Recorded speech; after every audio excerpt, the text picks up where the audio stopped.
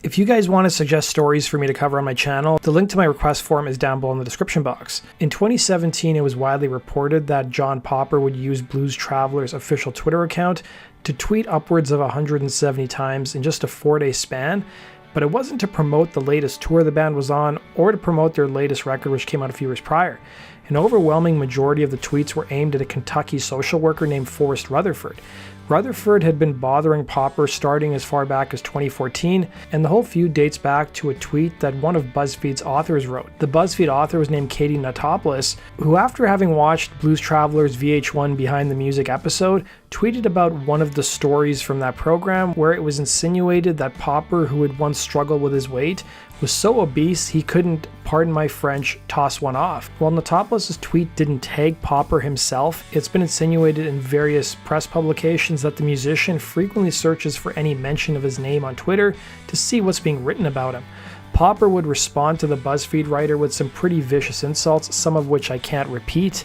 And according to the Daily Beast, that's when Rutherford weighed in and threw some insults Popper's way, albeit under an anonymous account. A few years would go by, and Popper, still seeing that Rutherford had mentioned him online, would end up using Blues Traveler's Twitter account to post Rutherford's address, photo of his house on Google Maps. It wasn't just Popper who got in on harassing Rutherford, as soon enough Blues Traveler fans joined in. Twitter for their part didn't seem to care or do anything to stop it. Rutherford even provided Twitter with his identification, including his driver's license, and a bill proving he was the person being doxxed, but the company didn't take any action against Popper or Blues Traveler's account. Popper went even a step further, posting Rutherford's personal information for a second time on Twitter with no consequences. Popper would even take to Facebook to post Rutherford's personal info, with him telling the Daily Beast, on his Facebook post he said I was a danger to his family and a stalker. That caused some comments on that post where there were death threats. It would be those comments that resulted in a Blues Traveler fan threatening to send the Mexican Mafia to Rutherford's house in Kentucky. Rutherford would brush it off, telling the Daily Beast, I don't honestly think there's anybody that cares enough about John Popper. I had to tell my family, listen, nothing's gonna happen.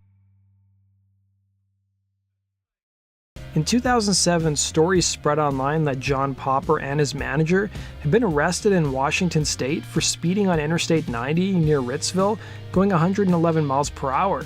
State troopers arrested Popper's manager for reckless driving, and they also smelled pot and arrested the singer for possession. The state troopers then searched the vehicle and found a cache of weapons stashed in hidden compartments within the car. The troopers recovered a total of 14 weapons, including a switchblade knife, 9 handguns, and 4 rifles. And it didn't end just there, as the vehicle also contained a taser and night vision goggles. In addition to that, Popper's car was equipped with flashing emergency lights, a siren, and an external public address system. Now, it's important to note that all of the firearms found by the state troopers in Popper's vehicle were legally obtained, registered, and stored in a manner that complied with state laws.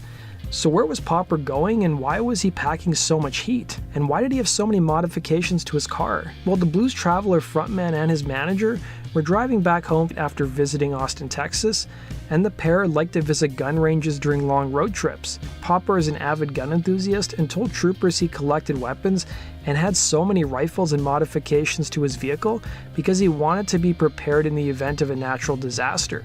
He would tell Glide magazine following his arrest, I wanted to build a Batmobile in my car, and the real answer I tell people is that if there's an earthquake, people are getting the F out of my way, but I didn't want to say that to a cop. Popper and his manager were charged with possession of a controlled substance and possession of drug paraphernalia. The possession charges were a misdemeanor in Adams County, and Popper was also facing federal charges for possessing a vehicle with hidden compartments. A Washington State Patrol spokesperson put out a statement to the press following the arrest saying, the sheer amount of weapons and the modifications to the vehicle are not something we see every day. The misdemeanor charge related to pot possession was eventually dropped against Popper as long as he avoided getting caught for at least another year.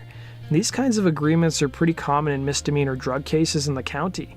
The whole ordeal would cost the singer $16,000 to get his car back, according to the same interview he gave to Glide magazine, and he would also reveal a funny story of what happened the next day, telling the publication, the next day I got into a limo to go to the airport and there's a .44 Magnum in the back seat because the limo driver wants to sell it to me. So I got to the airport and everyone's looking at me like they caught me doing something very wrong. So here I am famous for something that I wasn't even trying to be famous for. Bottom line, you don't do 111 miles per hour, you just don't do it, he'd say. So that does it for today's video, guys. Thanks for watching. Be sure to like button and subscribe, and we'll see you again on Rock and Roll True Stories sticker.